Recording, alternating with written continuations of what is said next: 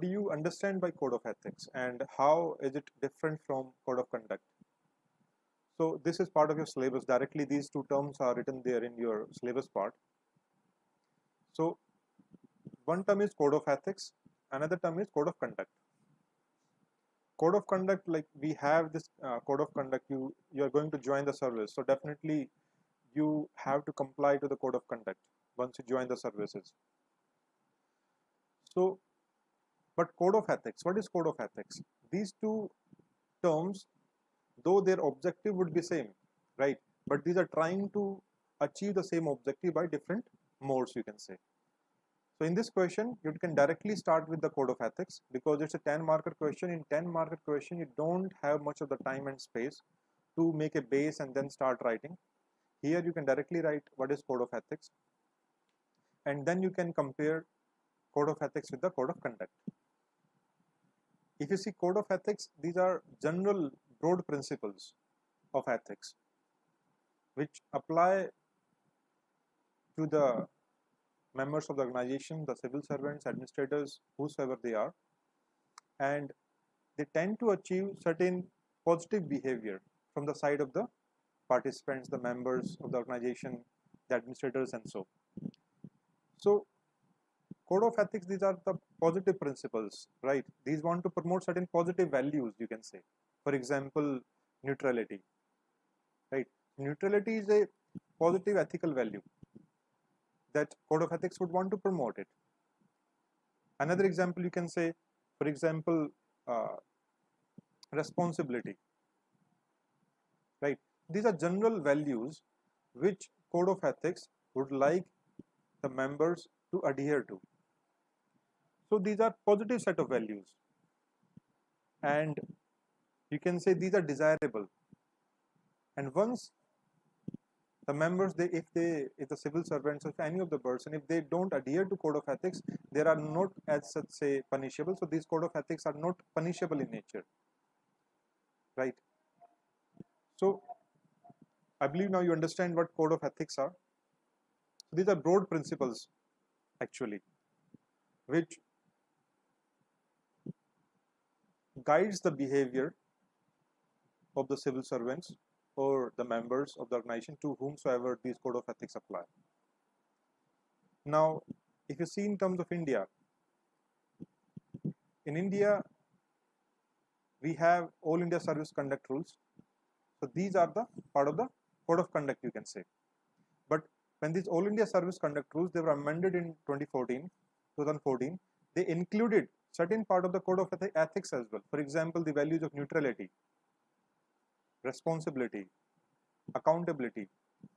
So for India, to certain extent, code of ethics and code of conduct, they are overlapping at this time, right? But you need to just initially you need to just talk about code of ethics. Then you can differentiate between code of ethics and code of conduct. For instance, if we just differentiate between these two, code of conduct, these are enforceable in nature. These are conduct rules, and if somebody violates these conduct rules, these are punishable in nature as well. Certain disciplinary action can be taken against them, right? So code of ethics on one side, these are desirable in nature, right? These values, the organization wants the members to adhere to these values of neutrality, responsibility, honesty, integrity, right? Whereas the code of conduct, they enforce. So these are enforceable in nature, and if somebody don't adhere to the code of conduct, then definitely penal action can be taken against them, right? Disciplinary inquiry can be taken against them. But for code of ethics, there are not any you can say punishable. These are not punishable in nature. You can give example of code of ethics in terms of Nolan Committee, right? So there are values which are given in the Nolan Committee. The 7 principles are given. So those 7 principles could be seen as code of ethics as well. So Moreover, you can further talk that code of ethics and code of conduct. Code of ethics is more about self accountability, whereas code of conduct, it is a legal accountability, right? Because in code of ethics, we ourselves make ourselves accountable because we need to adhere to these values. To whom we will answer? We will answer to ourselves, our inner conscience. Because if we develop the value of integrity, then we have to answer to ourselves, our inner conscience. So in a broad sense, you can say when say code, because code of ethics, these are already in practice in UK, in various Scandinavian countries as well, Australia, right? In India, we still don't have code of ethics. We have code of conduct, but now you can give example that with All India Service Conduct Rules 2014 amendment in 2014, that has included certain portion of the values of code of ethics in the code of conduct itself. So for India, these are certain overlapping in a way, right? So in this way, you can differentiate between these two, and further you can end with by bringing certain complementarity among these two, because ultimately the objective of both of these code of ethics and code of conduct is to bring ethical ecosystem, to strengthen the ethical infrastructure in our organization, in our civil services. So in this way, you can further end up, and both these are, you can say, complementary and supplementary to each other. One is the spirit side of the law, another is letter side of the law. So both the law should be implemented in both letter and spirit. In this way, you can proceed with this question. So if any question with regard to this code of conduct and code of ethics,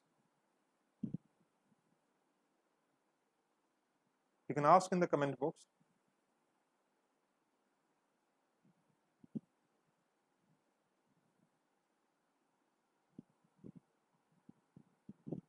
The next question is about corporate ethics. What do you understand by corporate ethics? So think over it, because when we follow certain ethical values, certain moral values in the business, in the corporates, right? So that we call as the corporate ethics. And this corporate ethics that guides the activities, the behavior of individuals, the companies, corporates in the bound of the certain moral principles. So these deal with these policies, practices with regard to corporate governance, you can say, right? So corporate governance is part of it. So we can see there are certain corrupt practices that go in the private sector, in the corporate sector. So corporate ethics try to minimize those and try to make sure the corporate practices are adhered to the basic certain foundational corporate values, so that whatever the ill practices that are going on in the corporates, for example, insider trading, right? It also deals with the certain corrupt practices in their CSR also. Now the second part, it talks about socio-economic development, that how corporate ethics, it is linked to the socio-economic development. So you can see CSR is directly linked to the socio-economic development. Many of you wrote about CSR while writing this answer. That is a good point. So many of the corporates, they are acting willingly even when CSR was not mandatory. Still at that time, many of the corporates like Tata's, Infosys, many of them were willingly participating in the CSR activities. So you can give a few examples of those, and so directly they participate in the socio-economic development by way of CSR. Secondly, if you see, because once corporates are adhering to the corporate ethics, the corporate governance, in this way they are promoting the culture of ethics within the organization. The work culture is based on the ethical foundations, ethical system that is adhered to. So in this way, because these people are part of the society itself, so culture, an ethical culture is trickled to the society also, right? So it strengthens the moral foundation of the society. Now, once when, for example, suppose you are the investors, so corporate ethics will also enhance the investor sentiment, right? Because for the investor will look into what? Investor will see whether if any corporate is adhering to the corporate ethics, so there are more chances of investors to investing in them, because in that case investors will be ensured that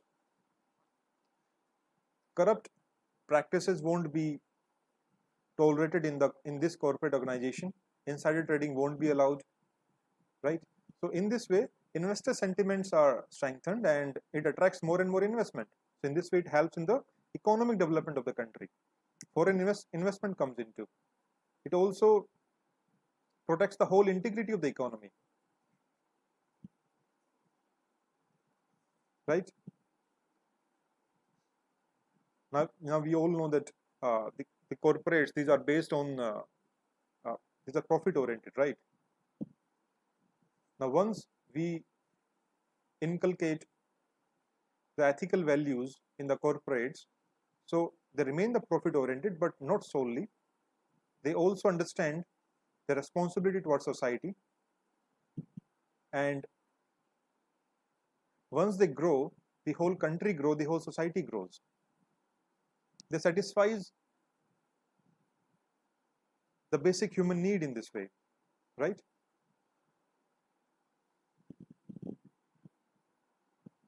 So in this way, you can understand by bringing the both social and economic development. Then you can also talk about that there are various problems. For example, the environmental concerns, right?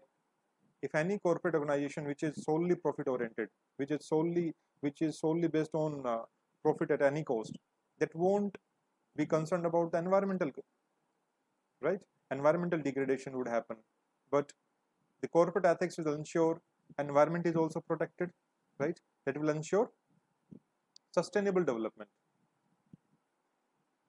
Now there are other issues, for example, uh, problems of the labor, workforce problem. Those will also be will be adhered to. So these are certain ways by which socio-economic development is linked to the corporate ethics.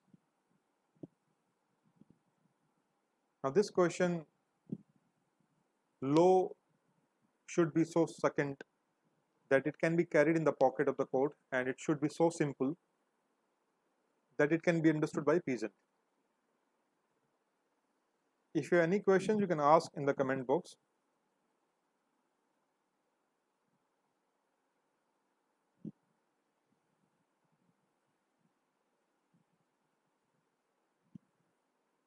About this question, if you remember the statement is given by whom? The statement is given by Napoleon. So it's very important statement. So in the introduction part, you can directly state, you can start with this Napoleon statement and talk about uh, the basis of this particular quote by the Napoleon, that law should be so succinct, it should be so small, it should be so simple that it can be kept in the pocket of the court, and it should be so simple that it can be understood by a peasant. So what do you understand by this thing? That, see, law should not be a very big, it should be small, because if it's a huge law, very big law, people won't be able to get through it the whole.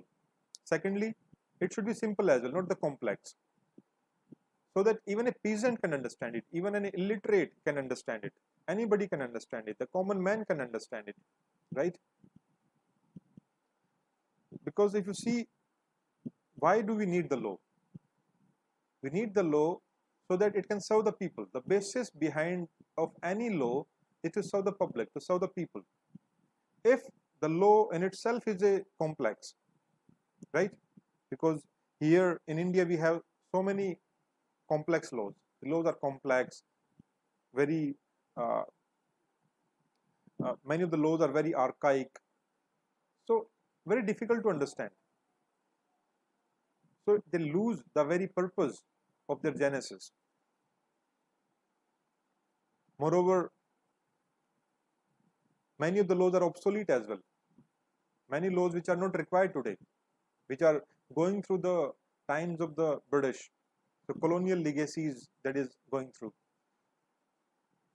So there are many of these things which wants our law to be made simple, right? Because any of these adversaries that lead to the people are harassed in a way. Instead of making the lives of people simple, the complex laws, archaic laws, makes the lives of the people harsher, make tough for them. So it loses the basic purpose for them. So how we can make? So you need to discuss about this thing, then you can further see what improvements can be brought, how you can make, what suggestions you can make in this. So there are certain suggestions you can see through, because even the government of India has repealed many of the obsolete laws in the last few years. If you're going through the current affairs regularly, many of the obsolete laws, they were repealed. Around more than 300 laws, they were repealed by the government of India. Also, they can be made provisions. So this thing can be taken further, and more obsolete laws which are not in use and practice, those can be repealed further. Secondly, there can be provision of sunset clause, right? Sunset clause means, for example, any law, if a law is made and if it is understood that after 10 or 20 years, a sunset clause is brought into this, that after 10 years or 20 years, this law will not remain into effect. It will automatically get repealed. So this particular clause is put in the law itself, so that there is no need for the review. So there can be the use of sunset clause, or there can be a review procedure that can also be inbuilt into the law itself, that say after 10 years this law should be reviewed, so that it should be seen into whether this law is necessary at this time or not, right? If any modifications are required or not. These things can be then many of the rules and regulations, these are very complex, so those could be simplified, right? The role of press, civil society can also be brought into to help to understand the people about, to aware the people about the laws, the rules, regulations. And if you see, there is there's an article in DPSP, Article 39A. It talks about what? Free legal aid, access to free legal aid. So this should be implemented in letter and spirit. So we have NALSA, National Legal Service Authority, State Legal Service Authority, District Legal Service Authority. So these are various ways by which legal service can be provided. The affordable legal service free legal service can be provided to the common people, so that the maximum benefit of the laws, the production of the laws, and the protection provided by the laws can be given to the bottommost pyramid of the society. So this is about the law. You can just have a look over, think over it again.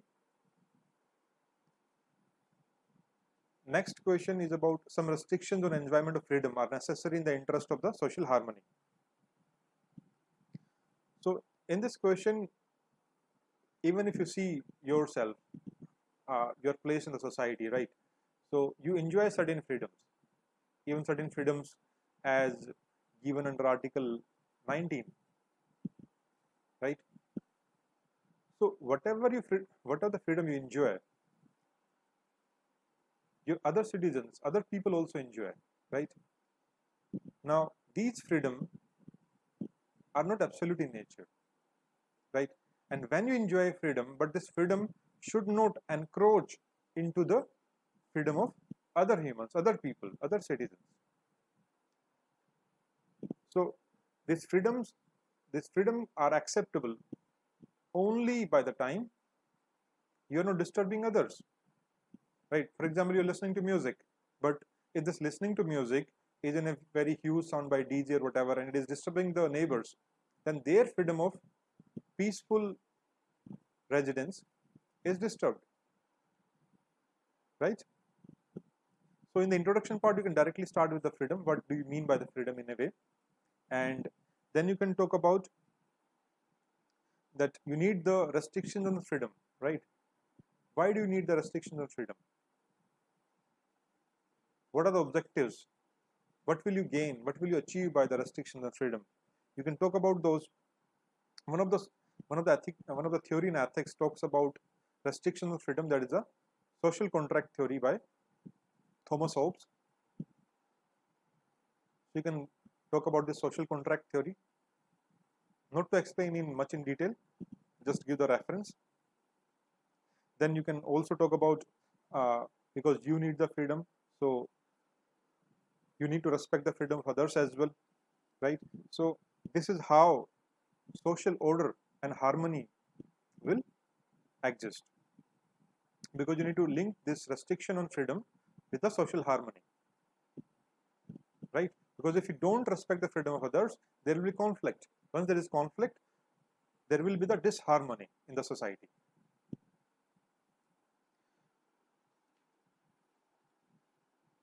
Moreover, if you see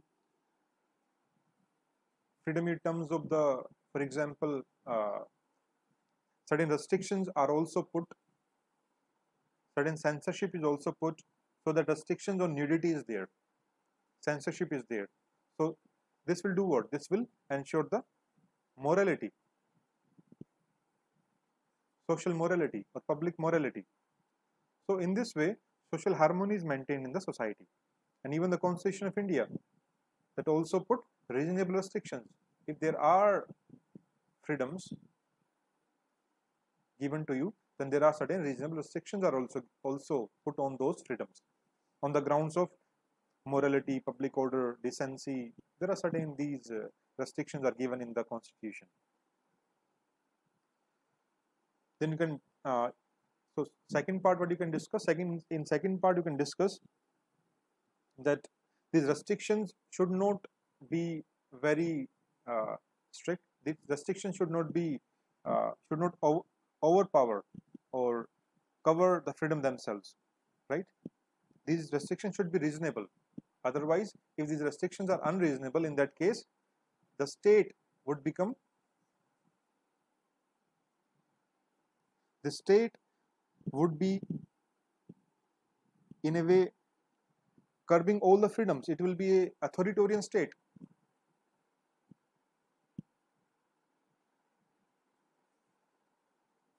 So the state won't remain a democratic.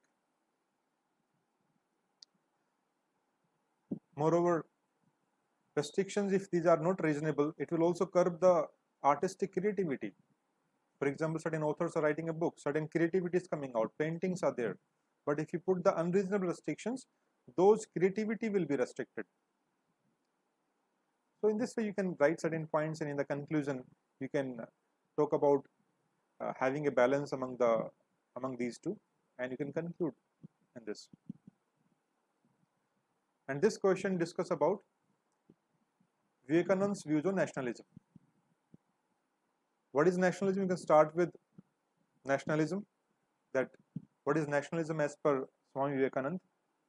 So Swami Vivekananda, nationalism is based on universalism and humanism. He was very religious in nature, and his nationalism was based on the religion, but in a way, morality and spirituality. So Swami Vivekananda's nationalism was very broad one.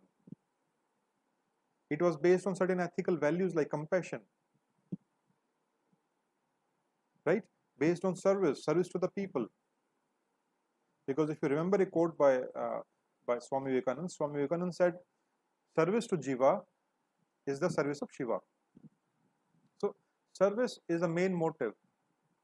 main component of the nationalism. Then the second part talks about how in this today's world, do you think in today's world the nationalism has become a divisive force?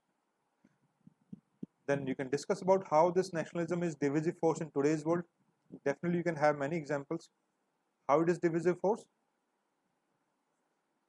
You can take example of how protectionism is going on in the world, right? Trade war, US-China trade war, US also exiting from Paris climate deal, right? Exiting from UNESCO. Brexit also happened. So these are all counts of what? Very hardline nationalism, kind of jingoism in certain ways. So in that context, the nationalism acts as a divisive force if seen in this narrow context of hardline nationalism. But yes, this nationalism can be integrative force, yes, if seen in a broad manner. If this nationalism is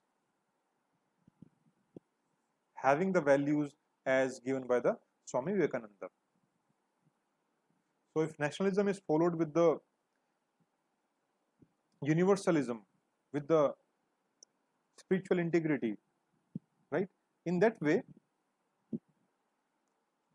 the nationalism of today can act as an integrative force, can spread peace and happiness among the whole world. In this way, you can discuss and you can further end with a suitable conclusion. So that's all for today's. If you have any questions, you can ask in the comment box or in our Telegram group. That is, description of both are given below. Thank you very much. Have a nice day.